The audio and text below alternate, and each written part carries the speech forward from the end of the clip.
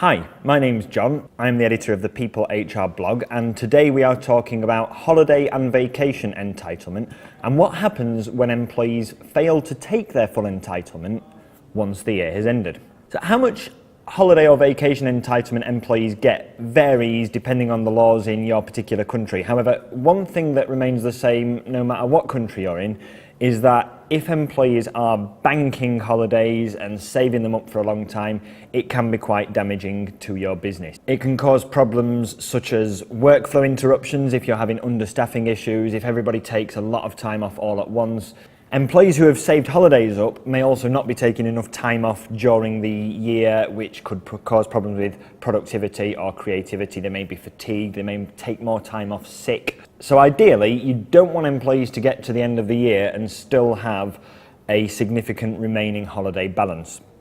But can employees carry over unused entitlement? Here in the UK, advice by ACAS suggests that employers can allow employees to carry their holiday entitlement over to the next year.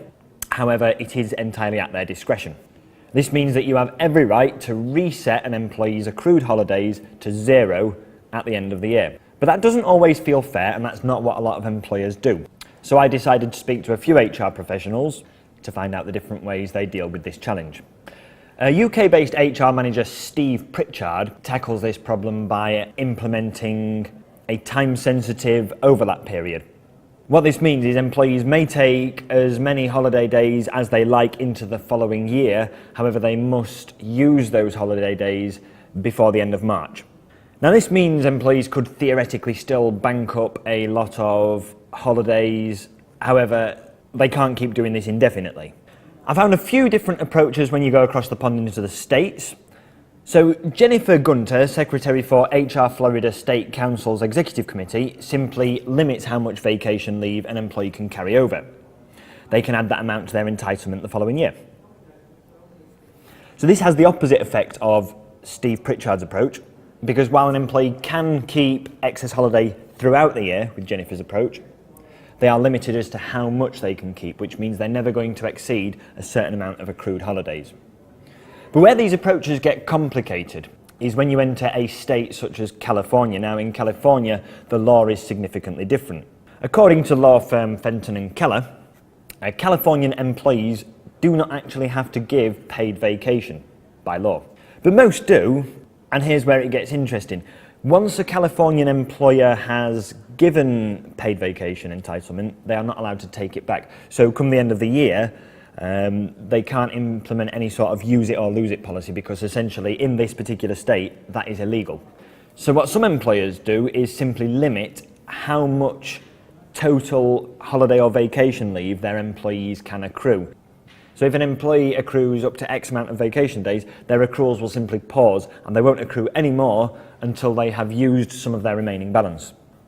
So in a recent release for the People HR software, we added a few tweaks to our accrual settings, and this is to give you extra flexibility in terms of how you can set your accrual rules so that they work with whichever method you're using to restrict or limit or manage maximum holiday days or vacation days that employees can accrue.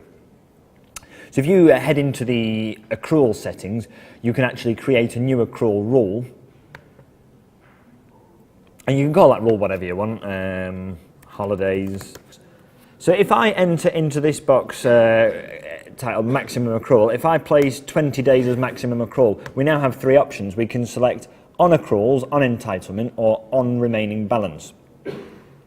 Now if we set this rule to on accruals, what this will do is it will allow employees to accrue up to this amount of holiday or vacation time on top of their existing default entitlement in their employee record.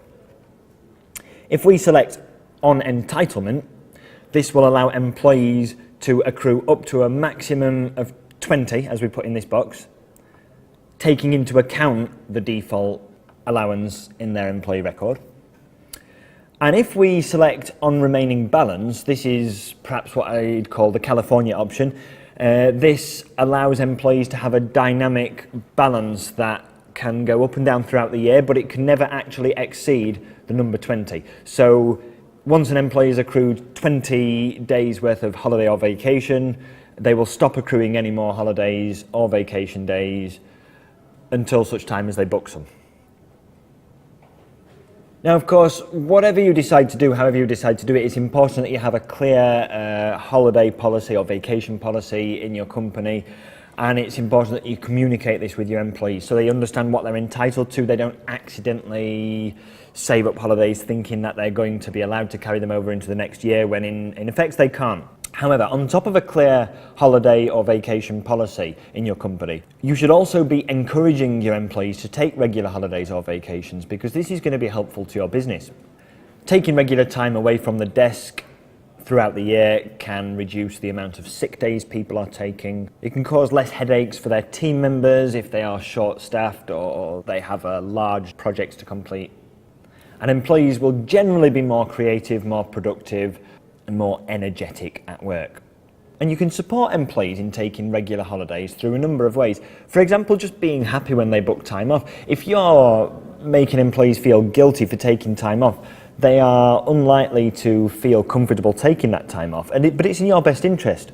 You should also ensure that your holiday booking system is well organised, because the more hoops your employees have to jump through in order to book time off, the more likely they are going to avoid multiple holiday requests or vacation requests and just book a large chunk of time off in one go, because it's easier if your system is a little bit complicated. You should also be careful not to overload workflows. If you're putting too much work onto one individual person, then they may feel they don't have the time to leave work for a day or a week or however long it might be. So make sure your workforce has enough people in it to do the jobs that you need doing.